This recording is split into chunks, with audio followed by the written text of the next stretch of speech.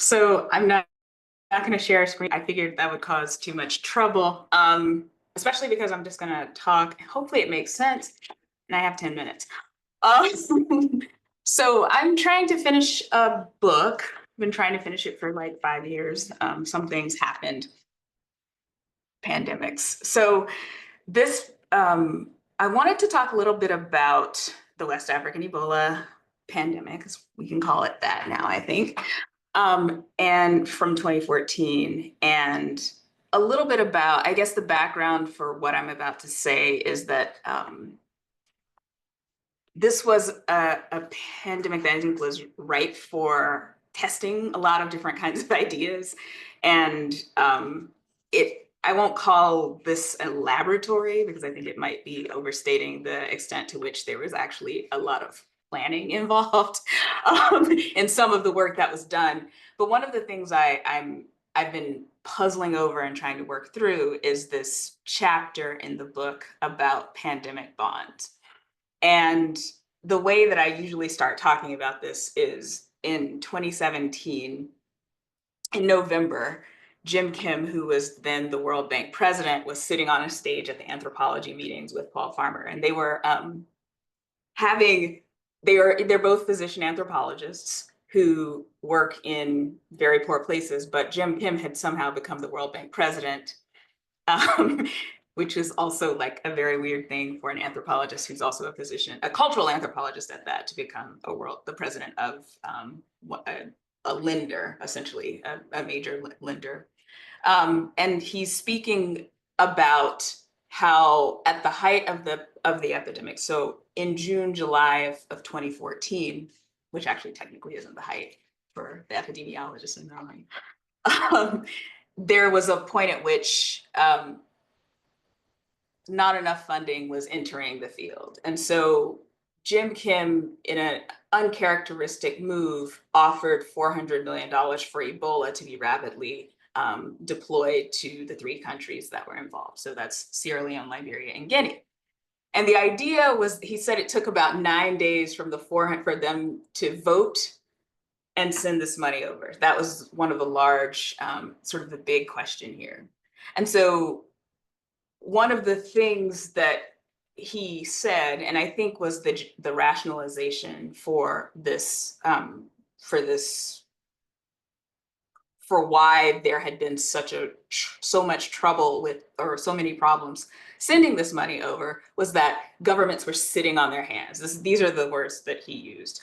And even though the bank typically does not just sort of hand out money because it's a bank, it's not it's not a money tree. They decided that they would try to also come up with a new kind of financial instrument, a new financing mechanism that would allow for the rapid movement of money into pandemic settings.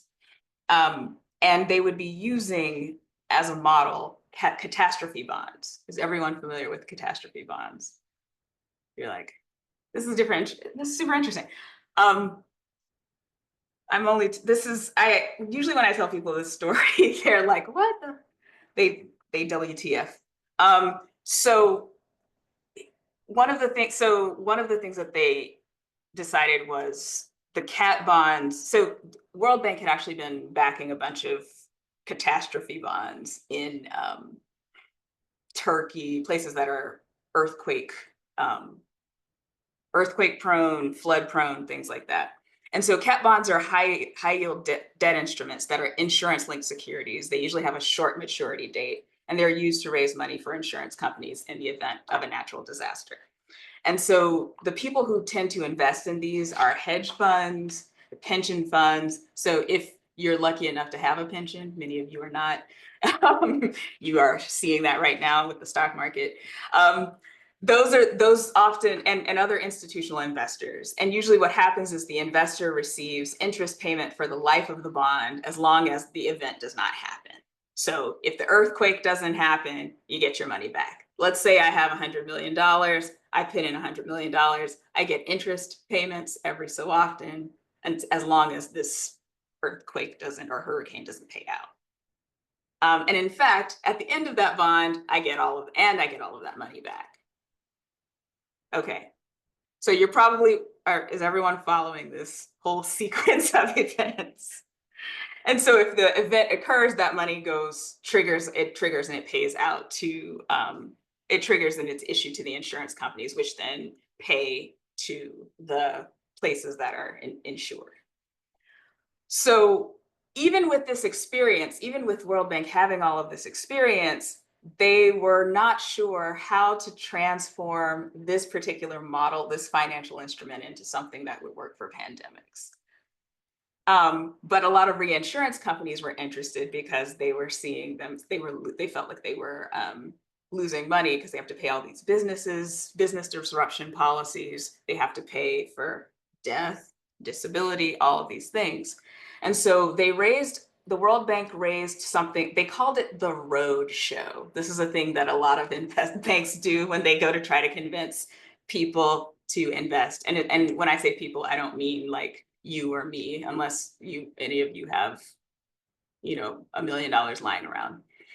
Um, yeah, I saw your all of your grant. I saw your grant funding. So, and so anyway, so they went on the road and got $450 million that most of these investors knew would go away if there was a pandemic. So what these went to is they were to insure the 74 poorest countries in the world. These are the IDA countries these are the countries that the World Bank and the IMF tend to serve. So they provide sort of low interest loans and funding for infrastructure projects, and have done so since, well, I'm not sure how familiar people are with the UN and all this stuff, but these were organizations that were created in the 40s in the aftermath of World War II, and they were supposed to help rebuild Europe, and now they help to fund poor countries. So anyway, they created this bond, and they created it for a series of diseases. Almost all of them are zoonotic infections. Actually, all of them are zoonotic infections. They have their filoviruses, a few influenza viruses, and as you can imagine, coronaviruses. So these were actually initiated in 2017. And again, like the context for this in the book is that this is one of many experiments. This is not, if you talk to any of the reinsurers, which we did, so we talked to the reinsurers, we talked to the World Bank, we talked to investors. How to put it, this is budget dust. $450 million is nothing. In fact, it's ridiculous that there has actually been as much press about this thing as there is. But usually, so I kind of want to, I guess the short version of the story is, and this is kind of why I wanted to talk to this group about it, is they obviously, to be able to do this, they had to hire a group of people who they're mathematical modelers. They put out a tender for a group to structure the bond, basically to figure out what triggers to use to pay out the bond to different countries. Actually, now I'm like, maybe I should show you my screen. But I think I can sort of basically tell you that Air Worldwide, most of you probably heard of Air Worldwide. They're one of the big, you haven't, okay. They actually do the modeling for like 80% of all of the like derivatives, all the economic modeling for pretty much majority of the transactions that are bonds like this are insurance-linked securities. So they're doing billions and billions of these transactions. And so they were hired by the World Bank to structure the bond. They had to use World Health Organization data. They had to use various, it's actually funny when I'm laughing, I probably shouldn't be. Because they structured these bonds. And so if I were showing you the charts, they show you the payouts for all of these. So it's 150 million is available for filoviruses, regional. And so part of the big story, the thing that I kind of puzzle over with this is when they're structuring the bonds, they actually have to decide what a pandemic is. It's a pandemic bond. And so they're like, how do we know if it, all of you know that nobody actually knows what a pandemic is when they, and you just kind of know when you see it, right? Is it multiple, is it how many countries it hits? Is it regions? Is it whatever? And so what they did was they structured these bonds to pay out in the following ways. So these were, I think they were 3-year maturity. So if you can imagine 2017, people put their money in. 20 July 2020 was supposed to be when it matured. I'll just say that a lot of people didn't get their money back because coronavirus was one of the one of the bonds. They were getting huge. They were getting something like 9 to 12% interest on the money that they put in. And that money was actually coming out of the World Bank's IDA fund, which is the money that's supposed to be for poor countries.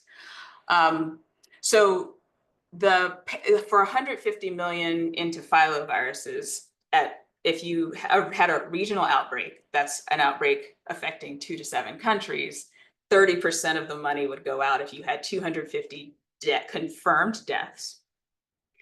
750 would go out if you had at 750 deaths, you get 60%, and so on, up to 2,500 deaths. It's 100% of the money. Are you outraged yet? Okay. Is there at a global, so any outbreak affecting 8 or more countries, poor countries, they have a similar scaling: 250 deaths, 750 deaths, and so on. One of the diseases as they map out, so we have the filoviruses, we have what they call other diseases: Rift Valley fever, Lassa fever, Crimean Congo hemorrhagic fever, and of course these coronaviruses. And so what I've been trying to do is, if you know anything about the way the World Bank operates, these IBRD and IDA countries are essentially the poorest countries in the world. Most of them are located in Africa. Some of them are in Southeast Asia. And so they had to structure the bond in such a way that they would attract investment, right? So not too many death causing diseases in multiple countries. They had to balance, but they also had to make sure that, and this is actually something that the reinsurers talked about, they had to make sure that the non-African countries, so the ones in Asia, felt seen. So they had to make sure that they created, had diseases that also affected people in, say, India, Bangladesh, Bangladesh, not Vietnam. So anyway, there are all of these different sort of parameters. And so I've been puzzling over basically the math, because the payouts aren't actually as straightforward as 250 deaths. There's actually a growth rate that they measure, which is interesting. And it has to go, I think it's 21 days is, I think, the threshold. So the money doesn't actually come out exactly when these things happen. There's all these other processes. And so what I've been puzzling over is not only the question of what constitutes a pandemic or pandemic potential, which appears to be the metric for scaling all of this, but also the kind of racial logic that underpins the zoonotic infection mapping, alongside the World Bank designations of low and middle income. And so there's this sort of geopolitical overlap that elevates certain ideas about race and risk over this space. And I'm so sorry if I'm talking so abstractly. And Colin, I'm so sorry, because you're like, oh, all that stuff I write. Thank you for reading, by the way. Is coherent. But, I'm like going through it. It's the reason that it's a little bit all over the place is because I've been struggling with it for years. Like there's a 486-page prospectus with all of this, there's like a little bit of math in there, and I'm just like, none of it makes a lot of sense. Because, one of the things about a place like Air Worldwide is all of their models are proprietary. And they're kind of Franken models that are trying to optimize investment potential and pandemic potential. So how do you get enough people to say, yes, absolutely, I want to invest my money in this? You know, part of it is like the fear that it might spread to you, which, you know, some people actually did talk about. And but also they want their money back. They want that it's a high risk investment, but it's also high reward. And so they're constantly trying to balance this on the idea that there's an acceptable threshold of death, um, an acceptable threshold of death in poor countries where there's already these sort of, I think, odd questions about, um, I mean, the value of life, the value of distributing care. And so I'll leave it there because I know we have exactly 4 minutes. Hopefully that made some sense. I was all over the place.